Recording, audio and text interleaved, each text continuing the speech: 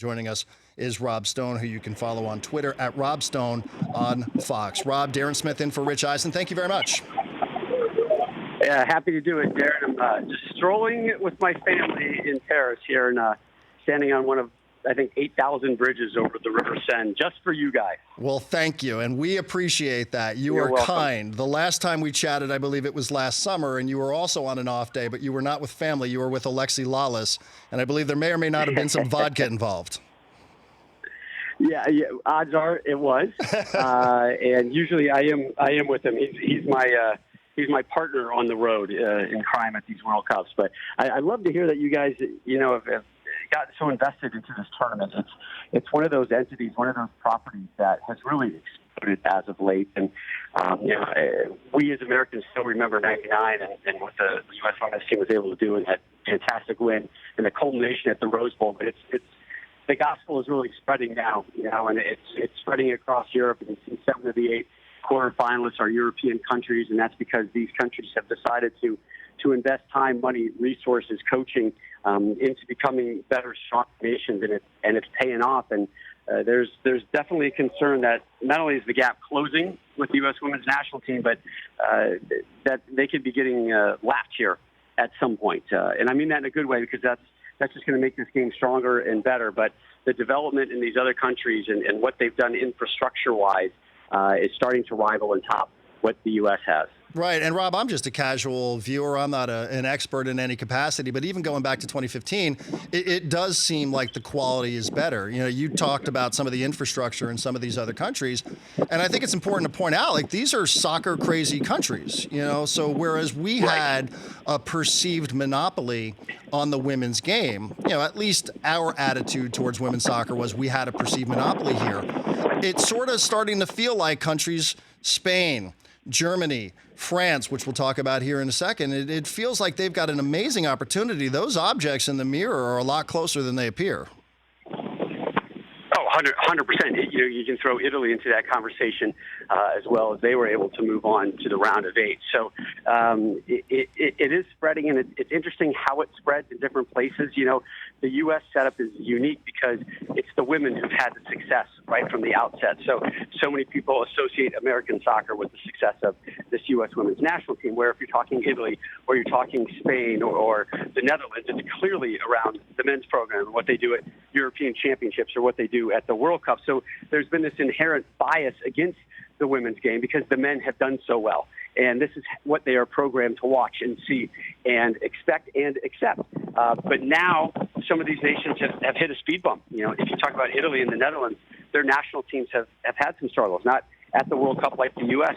last summer. And they're kind of turning their attention, turning their focus and their energy to the women's game. And the fans are coming out and they're getting these results. And people are saying, whoa, it's not just this men's game that is fascinating and captivating. It's the women's game as well. And it is faster. It is quicker. It is electric. It is infinitely more entertaining to watch than it was 15, 20 years ago. Our direct TV 4K World Cup report, Rob Stone from Fox Sports joining us from Paris. Here, this is the Rich Eisen Show. I am Darren Smith in for Rich Eisen. VAR, replay. It's a subject in every sport. In soccer, they refer to it as VAR, the video assistant referee. Rob, it last summer, again, dating back to the Men's World Cup, everybody fretted about it. There was a lot of hand-wringing, and it seemed to work. It worked really, really well, and it got great grades across the board. Yet, for whatever reason, does it feel different in this tournament here? It's been a subject that you guys have talked a lot about on that great set, as I mentioned, but does it feel like it's working as well as we all said it did during the Men's World Cup last year? Yeah, and it's good. And I understand why there's that perception out there where people are saying this is not working, it's confusing. And what it is, there's a couple factors at play. Number one, IFAB, which is the governing rule body, the lawmakers of the game, came down with their new rules, if you will, and they came down in June just before this Women's World Cup started. So essentially everybody's kind of coping and dealing with some new rules and the new way things are being interpreted. And one of them, and the biggest one, is that VAR is being used as that eye in the sky on those penalty kicks, which was never the case. And it's interesting because the new rules came in and they basically made it easier for the goalies. Instead of two feet having to be on the line at the time of the kick. They're saying, guess what, guys, we're cutting you a break. It just needs to be 1 foot. Okay? These are the rules. And they've always been the rules. The problem is, for decades and decades and generations, people have broken that rule, and they just kind of got away with it. You know, there's that great snapshot of Brianna Scurry pouncing off her line to deny China a penalty kick attempt at the 99 World Cup. She was a foot and a half, 2 off the line, like an incredible amount that today would be a no-brainer. You get called, but whereas there's this disconnect is that so many of these women have never played with VAR. And then there's the new rule, and people are saying, wait a second, why is that being denied? She's just 2 inches off the line. Guess what? It's still wrong. It's still cheating. It's still against the rules. We didn't make the rules. We just are actually now governing that rule. So I think there was that big disconnect and why so many people were making such noise about it. But guess what? They've adapted already. And in the last 6 days, there's been hardly any chatter about it. We've had some really tight offside calls, which have obviously set off a firestorm of emotions in a lot of places.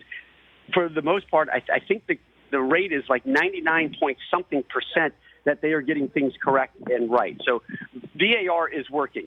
And you may not like it right now, but you will adapt, you will grow to understand it and appreciate it, and everybody will as well, including the players. And there was a great disconnect for a lot of these players from certain nations about what the rules actually were.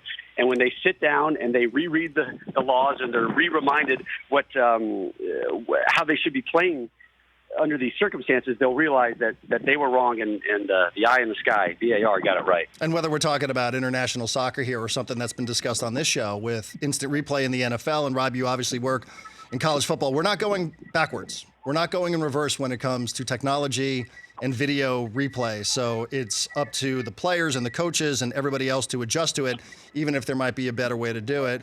The quarterfinals, Rob, start tomorrow, Norway versus England. That'll be 3 o'clock on Fox. And then Friday, France versus the United States. Something else I've heard mentioned on this show. This feels kind of like a final. I'm sure there's a simple explanation. Maybe it's FIFA rankings. How did France, United States, the 2 betting favorites heading into the tournament, how's this a quarterfinal? Dumb luck. Plain and simple, dumb luck. Countries are drawn and they are placed in a group. There's no kind of, hey, we're going to hide you from them until the last possible moment. It just doesn't work that way. So if you're a seeded team like the U.S. was, like France was, you were put in your own little pot and you're on the top of your group, and then you were paired with, quote-unquote, lesser teams to fill out your group. From that point, it's just kind of the stage of where you go. Hey, the group winners. Look, at some point in a big tournament, you're going to run into a heavyweight, right? It's just that this one seems at a minimum one match too early. I think if this was a semifinal, people would say, I get it, that's all right. A quarterfinal, you do wish, and you don't want to encourage FIFA to play too much and kind of bend things because they have a history of some shenanigans, right? But there is that feeling here and certainly in America that, boy, this would be great if it was the final or if it was a semifinal. But in the end, it's going to be a fantastic setting. You know, a sold-out Parc de France, one of these historic venues here in Paris. The U.S. men played here at the World Cup in '98. The women have already had a game here, and I just came from Charles de Gaulle Airport, and let me tell you, the American invasion was already taking place, but it is game on right now in Paris, and I really honestly believe this.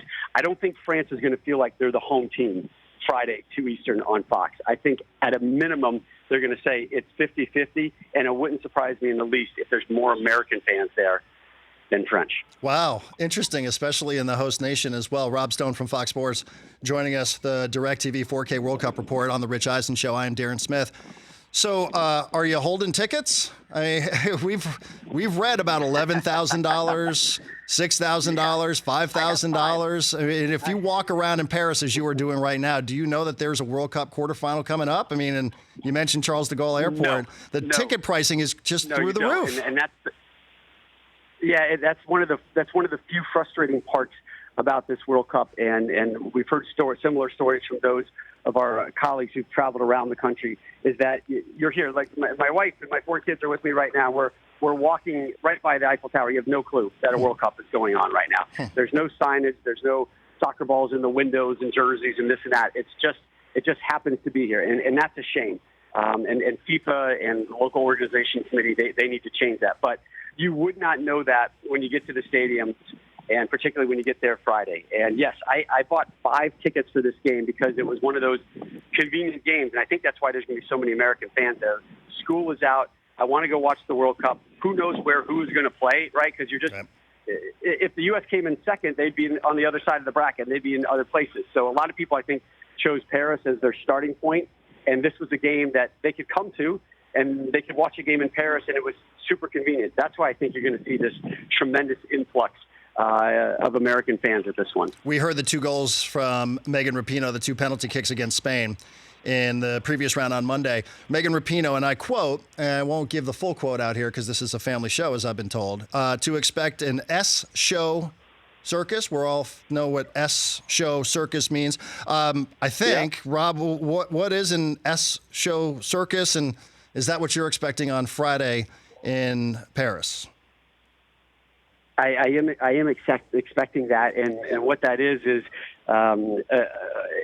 going to be a portrait, really, to be honest with you, of how the women's game is viewed and portrayed and accepted and embraced. You are going to see thousands and thousands of fans, and not just in the stadium, but outside as well. You're going to see parties. You're going to see marches by the American Outlaws. It's a proper soccer environment. This is exactly what we would expect for a men's quarterfinal game, and you're going to see it on the women's side. It is going to be a show. It is going to be a circus, but it's going to be the greatest 3-ring circus you've ever seen. And if the U.S. moves on, a lot of people say this is, as you guys said, the final. Get through this game, and the other 2 should be a breeze. I don't buy that. It's not quite Miracle on Ice, where you took care of Russia earlier, and you still had one more to go. But this will be as big of a scene involving women's soccer, I think, since the 1999 final at the Rose Bowl. Championship or bust? It has to be for this U.S. national team. They're Duke in basketball. They're Alabama in college football right now. That you enter a tournament and you're the U.S. women's national team, you're there to win it. So anything less than, at a minimum, a championship game appearance is a failure. Rob, we appreciate it. Thank you so much. Coverage begins 2 o'clock Eastern on Fox. Thank you, Rob. I'm glad you guys are watching. You got it. Of course. We're all invested here on this program, on The Rich Eisen Show. Thank you to Rob Stone. For more of The Rich Eisen Show, tune to Audience Channel 239 on DirecTV for free on BR Live or download the Rich Eisen Show app.